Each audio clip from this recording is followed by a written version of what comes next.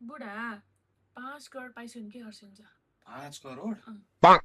5 करोड पाएँ भने त मैले पहिला 1 करोडको त तिम्रो लागि मैले यस्तो आलिसान बङ्गला किनिदिन्छु है।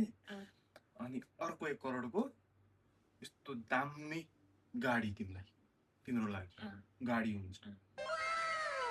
अनि अर्को 1 करोडको चाहिँ के गर्छु भन्दा तिमीलाई चाहिने घर गहना लत्ता कपडा A to Z हैन, जति पनि तिमीलाई जे इच्छा छ सब पुरा गरिदिन्छु।